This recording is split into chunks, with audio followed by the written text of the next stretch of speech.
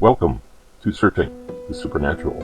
Today's topic will be about the paranormal and supernatural dangers of searching the supernatural, of probing into the unknown and the mysterious, and what can happen to a person when they do so. And a very relevant book will be discussed, the book Dialogue with the Demon by Lorna Kay, which was published in 1979. In this book, the author, Lorna Kay, discovers through an Ouija board that she is mysteriously able to communicate with a spirit named Chaubel. I'm not sure I'm pronouncing it right. It's Chauble. Chaubel begins an active dialogue and communication with Lorna, telling her how special she is, that she was appointed and selected by God himself in the spirit world to travel the world and to publish books and to teach the principles of reincarnation. She enters a very active dialogue and communication with the spirit through a process called automatic writing. And that's when you allow yourself to be taken over by something unknown or unseen, and it actually writes through your hand. And this is often started or first implemented by emptying yourself, by making yourself an empty container, as Eastern mysticism would call it, by emptying yourself so something else can come in and fill you. Well, the automatic writing sessions went on, and soon, through a very basic Christian faith, she became a little suspicious about what the spirit was telling her and was communicating through her. So she would start to ask questions and to quote Christian biblical scriptures to the spirit, and the reactions would be angry and hostile, and soon the reactions evolved into attacks.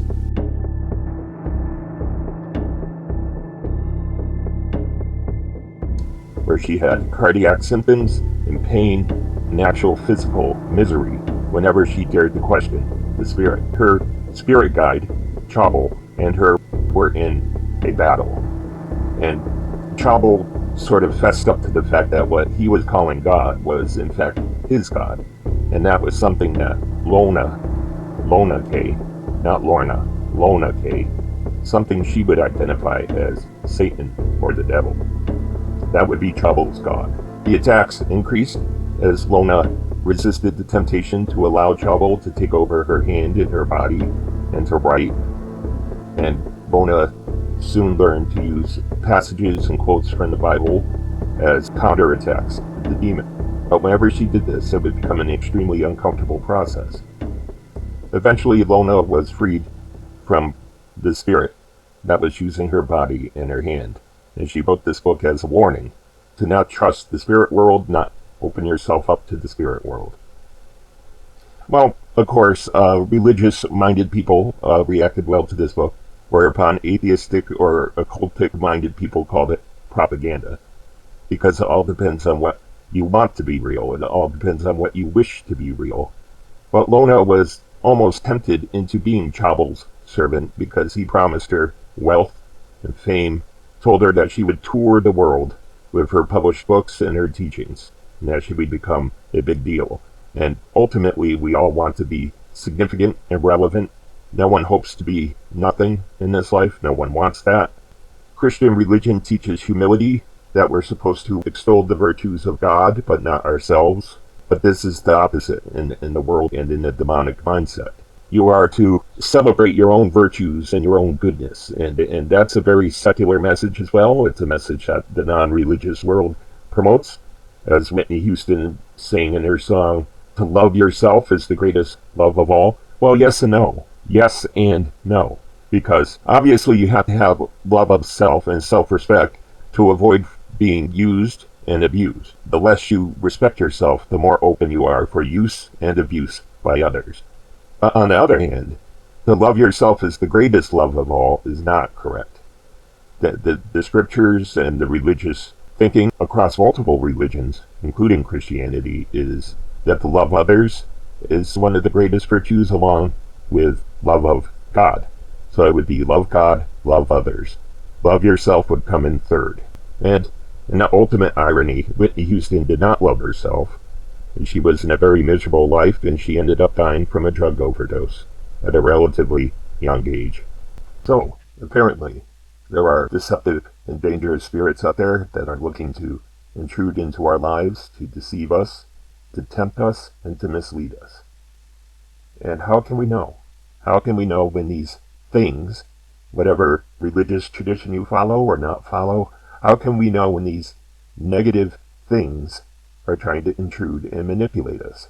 Well, there's a basic rule I like to apply, and it's what are these things trying to communicate to you, and what are they offering you? That they are offering you wealth, fame, importance, that they're telling you how special you are, if they're stroking your ego, if they are elevating you, complimenting you to the extreme, then yeah, be wary. Be extremely wary.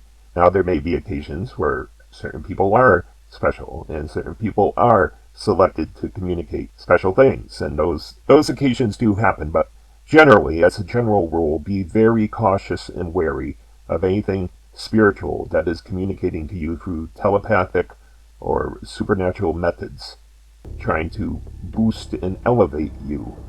Because the elevation of self is Luciferianism, okay?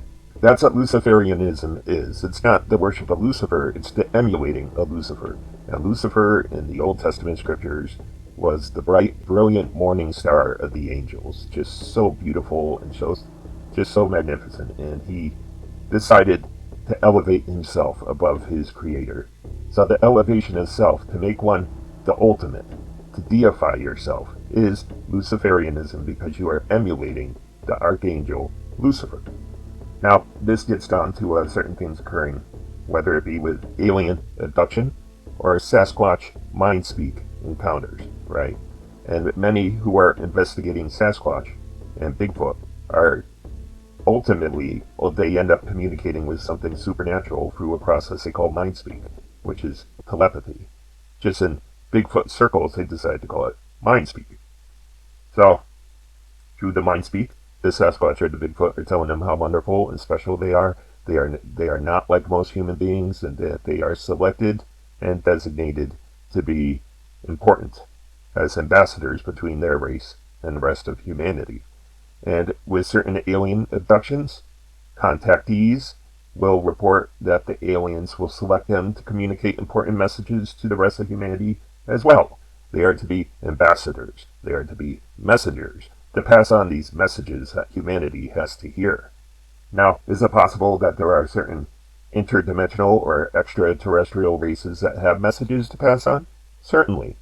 But the modus operandi here, the methodology of elevating and complimenting a human being, of stroking their ego, of making them feel that they are to be important, this is something really to watch out for. This is something to be wary of.